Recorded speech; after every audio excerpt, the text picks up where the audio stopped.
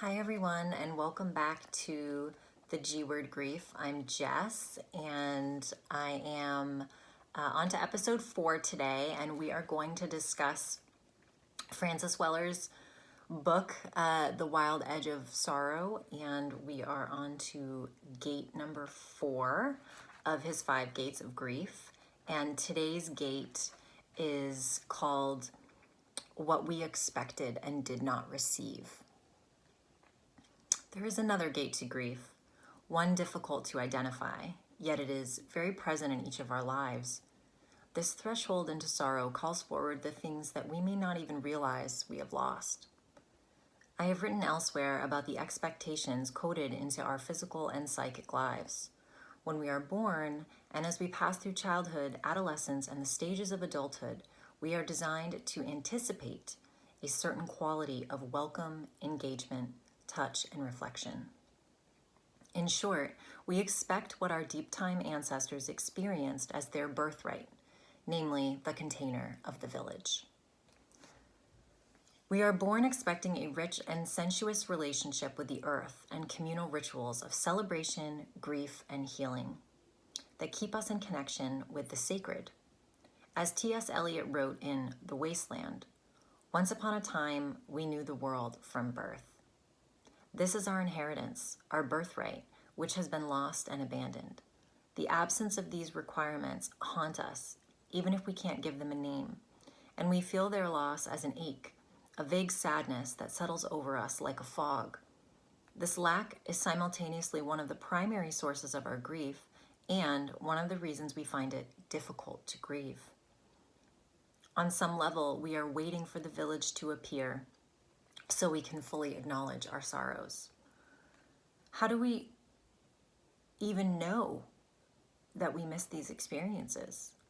I don't know how to answer that question. What I do know is that when these things are finally granted to us, a wave of recognition rises that we have lived without this love, this acknowledgement, and the support of this village all our lives. This realization calls forth grief. I have seen this time and again. One participant in a grief ritual said, "Thank you for opening a door for us that we didn't even know was there." At the core of this grief is our longing to belong. This longing is wired into us by necessity.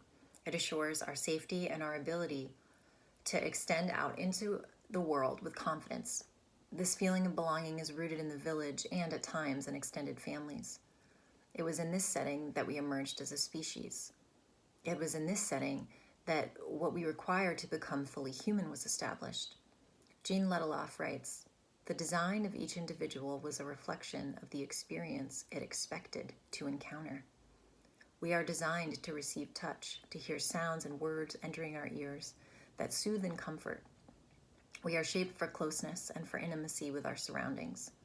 Our profound feelings of lacking something are not a reflection of a personal failure, but the reflection of a society that has failed to offer us what we were designed to expect."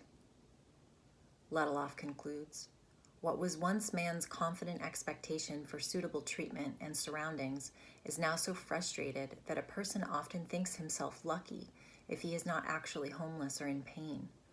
But even as he is saying, 'I am all right,' there is in him a sense of loss, a longing for something he cannot name, a feeling of being off-center, of missing something.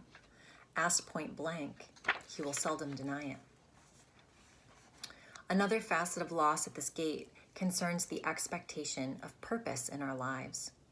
Deep in our bones lies an intuition that we arrive here carrying a bundle of gifts to offer to the community.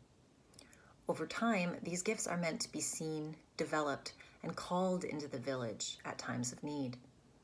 To feel valued for the gifts with which we are born affirms our worth and dignity. In a sense, it is a form of spiritual employment. Simply being who we are confirms our place in the village. That is one of the fundamental understandings about gifts. We can only offer them by being ourselves fully. Gifts are a consequence of authenticity. When we are being true to our natures, the gifts can emerge.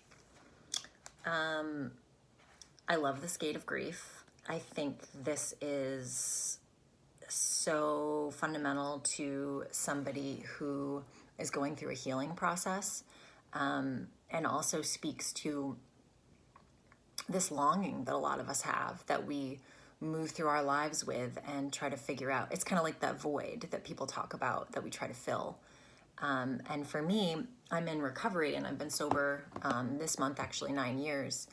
And I remember, going to my first meetings and kind of feeling this like weight being lifted of like, shit, like these other people, like I'm not the only one that doesn't have it figured out, like this pain that I have and the ways that I try to cover it up.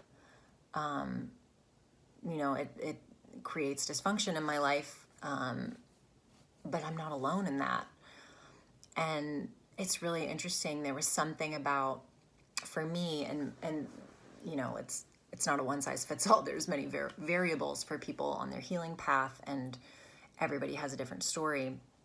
But for me, one of the most powerful forces that helped propel me forward into healing, and then, pursuing a healing field as an acupuncturist, and just becoming the woman that I'm on the journey to become, being, a better daughter, a better sister, aunt, granddaughter, family member, friend, person in the world. So much of that was, for me, because of the communities that I found when I was healing, when I was opening up these parts of myself that weren't serving me or anybody else, and willing to do work around them. That was not something that I could have done alone at all. And there is this power of a group, or he calls it having a village. And while, we have to kind of seek that out today, that isn't something that most of us we're not really born into that. Some of us are born, we've got an immediate family, and then that oftentimes has a lot of dysfunction or, fracturing. People don't always feel supported in that kind of immediate group. And then as we get older, we can kind of, develop this, call it a chosen family, which for many people can be when their healing starts. And I also think there's something about having community in different areas too. It's not just like one community. Like, you've got the community you live in, but then community can build around interests or healing a specific, part of you that struggles, or maybe you have a disease and you find a community of other people that are walking in those shoes with you. There's a real power in that, nothing can touch that. There's something about that, establishing those types of connections and bonds, that can make all the difference in someone getting on the other side of something, feeling empowered, feeling, he talked about this worth and affirmation that can come from this. But also this idea of the spiritual employment. I really like that, like finding, through feeling safe and seen in this community and supported, you're then closer to your authentic self. And with that comes this opening within that can show you sort of what your gifts are, and then offering them out. And as I'm reading this Gate of Grief, I mean, that's what I'm doing here. Like, this is an offering from me, and based in my experience, and honestly, a lot of pain that I had to work through. And I feel so much more connected to what I'm made of, and this ability to kind of show up and talk about things and create a space for it. It feels right for me.